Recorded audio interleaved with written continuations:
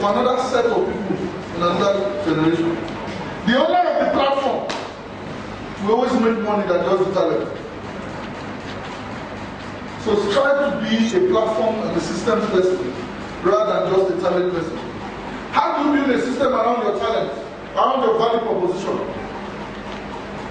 A system of rehearsal, for instance, rehearsals can turn a talented pianist into a maestro.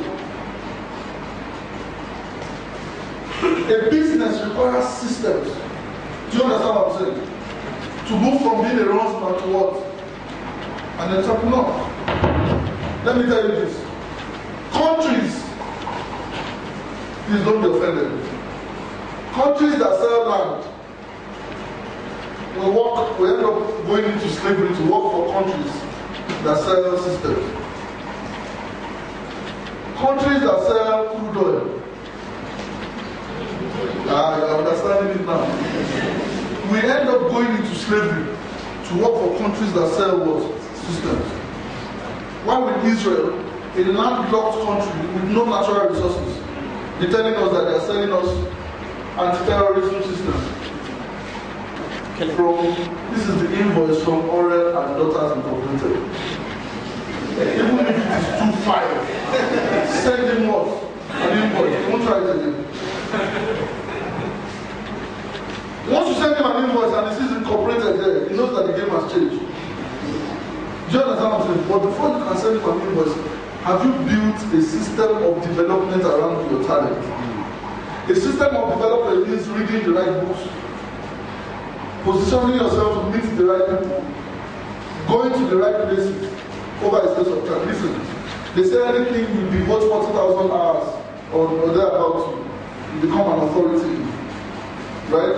And that's about 5 years. If you give yourself 5 years of anything, you become, you become outliers. You become an authority. So you tell yourself, where am I today? Where do I want to be tomorrow? People who create systems will earn more than people who just earn or create talent. The difference between a runsman and an entrepreneur is what now? Systems. How many of you want to remain runsmen? How many of you want to remain entrepreneurs? How many of you want to become entrepreneurs? Real life entrepreneurs. Exactly. Now, let me just explain this to you briefly. The problem with Africa is systems. It's a lack of systems intelligence. That's true. That's bare true. Right? Now, I'll tell you things, 3 or 4 things that you need to build systems around so that you can survive and thrive over the next 10 to 15 years. 1, build a system around the money. Are you with me? Build a system around what? Your money. Money shows up in different ways in your business. You need training to understand and know the different places money shows up and the different purposes for the money. Money will show up on your balance sheet as an asset. Right?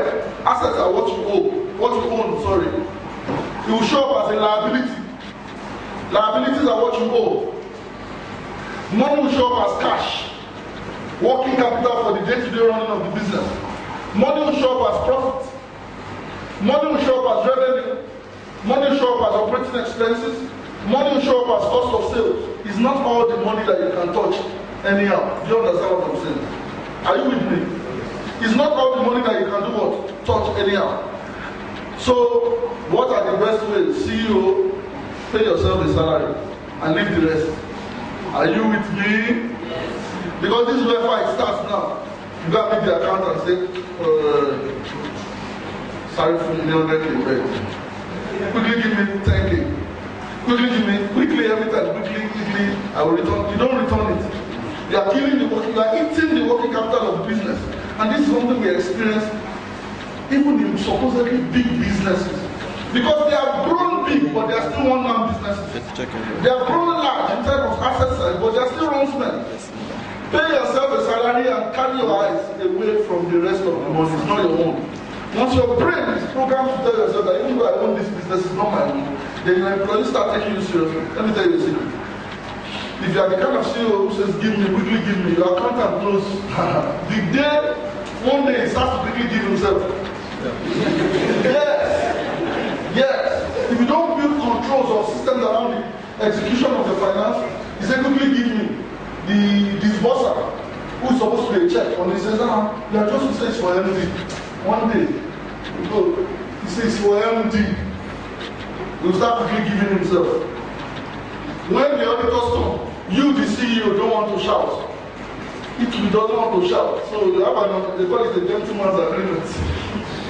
Build a system around your money.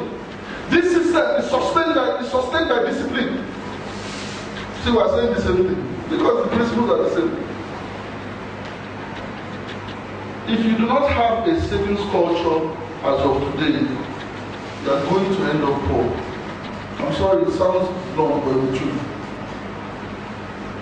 A system around your money will look something like 20% of my income is for my savings. After a while, that savings now becomes an investment. Listen. You do not save for a rainy day. You save for opportunities. You do not save for a rainy day. You save for opportunities. In business, we call it free cash flow. Free cash flow is what you have that is set aside for expansion.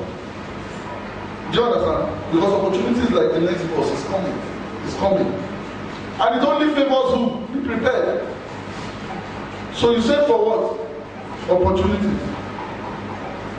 You tell yourself 20% is my savings, if you are a Christian like me, 10% is your tithe, 30% is operating expense, maybe 10% for charity, whatever it is. And you tell yourself the remaining 20% is for la. It's fine, you have to have a la budget. It's good, let me tell you. But when la money finish, you have to have the discipline to do what? I took my wife to Mexico earlier this year. Good time, Mexico, Cancun is amazing.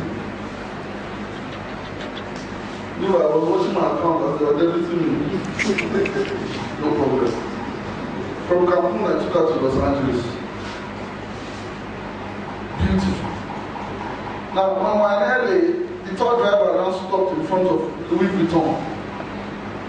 I was winking at him from the back seat. Oga no be there. Oga move from. He said to me, "Fish, is something wrong with your eyes?" So no problem, stop. Before the bus passed, I was sitting up.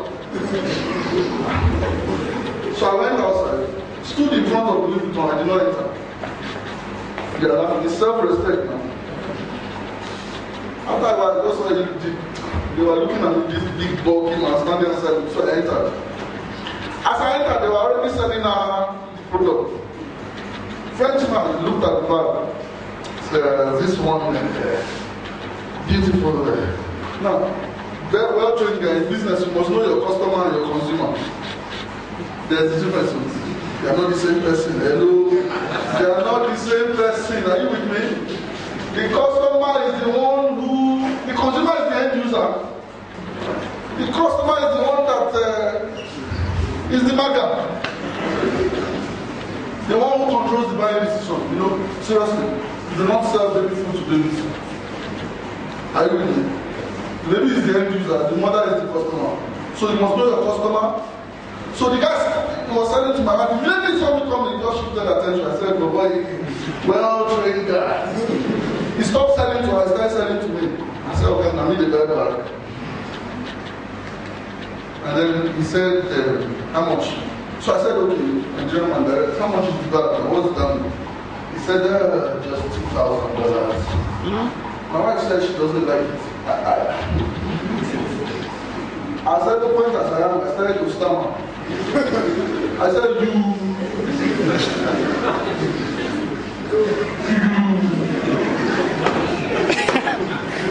"You don't lie." Now, someone said, "Apparel." It's not apparel. If you know women, it's not apparel. It means that they are waiting for you somewhere at the back of the shop.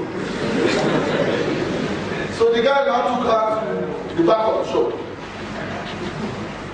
There was a bag in a cupboard, glass cupboard, and they put light. They were shone light on the bag.